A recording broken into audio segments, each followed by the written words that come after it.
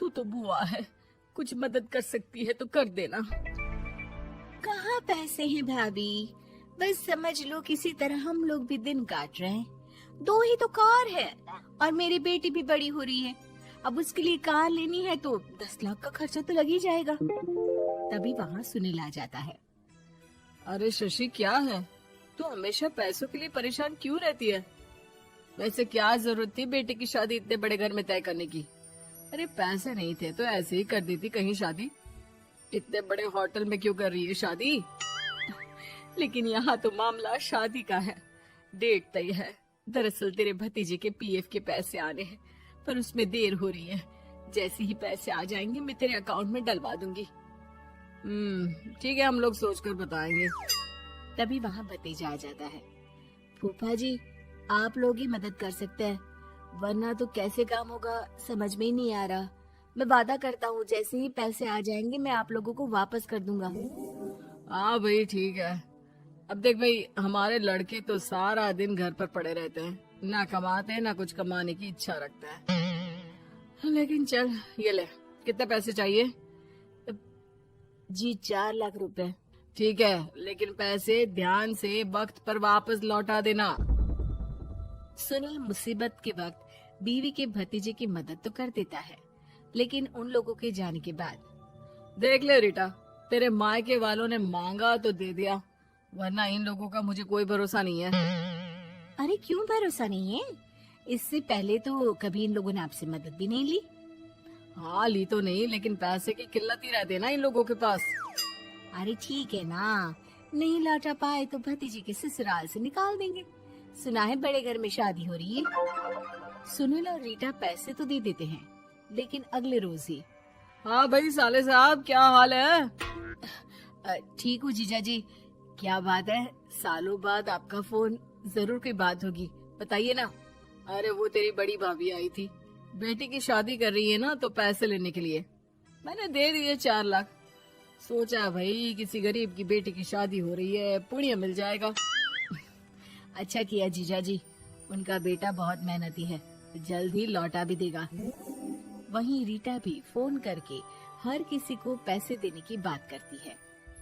रीटा की भाभी शशि के पास उसके भाई का फोन आता है। तूने सुनील से पैसा लिए हैं क्या? नहीं भाई, सिर्फ बात की है, बोल तो रहा है कि दे देगा। वो लोग मदद करने वालों में से नहीं है, और मदद कर भी दे लेकिन समाज में गा गा कर हालत बुरी कर देते हैं। अब गाने दीजिए ना भाई, मैं क्या कर सकती हूँ, मेरे पास कोई ऑप्शन भी तो नहीं है। बेटी की अगले हफ्ते शादी जो है।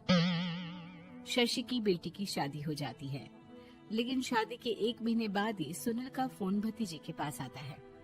हाँ भाई, शादी तो हो गई हम लोगों की दुआ से। अब देख, ऐसा ही फायदा होता है पैसे वाले रिश्तेदार हो तो। तेरे वक्त पर हम कैसे खड़े हो गए थे, लेकिन अब पैसा लौटा दे भाई। जी मैंने पीएफ के लिए अप्लाई कर दिया था, उसकी नोटिफिकेशंस मैं आपको भी भेज देता हूँ। मुझे लगता है 10 दिन में पैसे आ जाना चाहिए। जैसे ही पैसा आएगा मैं आपके अकाउंट में डाल दूंगा। और ना जी ना, कोई नोटिफिकेशन नहीं चाहिए, पैसा चाहिए पैसा। ठीक है अंकल, बस 10 दिन का समय दे दीजिए।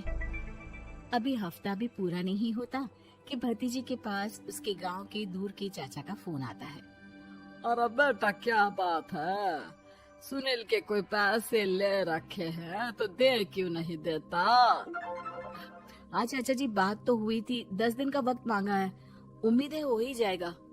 अरे फोन कर रहा है, रोज बता रहा था कि बेटी की शादी में मदद की थी। अब क्या है ना, भले ही शादी 10 दिन रोक देते, लेकिन सुनील से मदद नहीं लेनी चाहिए थी। याद है ना, मधु की मदद करके कितना बदनाम कर दिया था उसने पूरे घर को सोसाइटी में। हाँ चाचा जी, मैं भी यही सोच रहा था कि उन लोगों से मदद नहीं लेनी चाहिए थी। कई लोगों के फोन आ चुके हैं। वही रीटा अपनी भाभी को फोन कर देती है। क्या है भाभी, कब पैसे लौटाओगी? पता है ना ये कितना बोल रहे थे, तुम्हारे बोलने पर मैंने पैसे दिए हैं।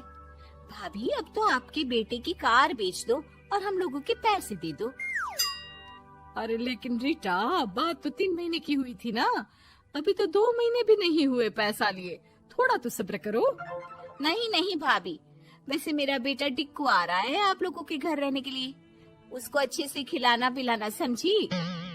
भाभी को समझ में नहीं आता कि वो क्या करे। वो बेटे से बात करती है। अरे माँ, इन लोगों से मदद लेकर सच में बहुत बड़ी गलती कर दी। मुझे खुद समझ में नहीं आता कि कैसे इन लोगों के पैसे जल्द से जल्द दे दूं। तभी डोरबेल बजती है और रीटा का बेटा टिक्कू घर में आता है। आओ बेटा, मामी के घर पहली बार आए हो रहने? आप पापा बोल रहे थे कि आप लोग पैसे का ब्याज तो दे नहीं पाओगे, तो तब तक मैं यहीं रह लूं। और हाँ, मैं एसी के बिना नहीं सो पाता।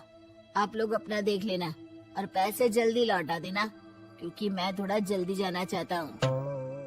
रीटा का फोन शशि के पास आता है। भाभी, पैसे कब तक दोगे? बेटी की विदाई के बाद शशि के घर का माहौल बिल्कुल बदल जाता है।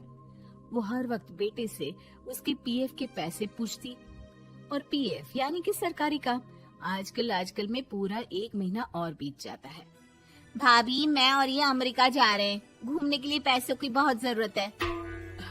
रीटा, मैं पूरी कोशिश कर रही हूँ कि जल्द से जल्द पैसे का इंतजाम कर दूं, लेकिन पक्का नहीं बोल सकती। तभी सुनील का फोन भतीजे के पास आता है।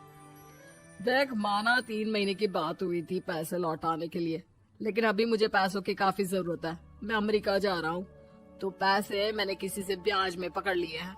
तू हर महीने 4 लाख का 20,000 ब्याज डाल देना मेरे अकाउंट में। सुनील फोन रख देता है, लेकिन भतीजा काफी परेशान हो जाता है। वो ऑफिस से शाम को घर आता है कि माँ पूछती है, क्या हुआ बेटा? बेटा माँ को सारी बात बता देता है।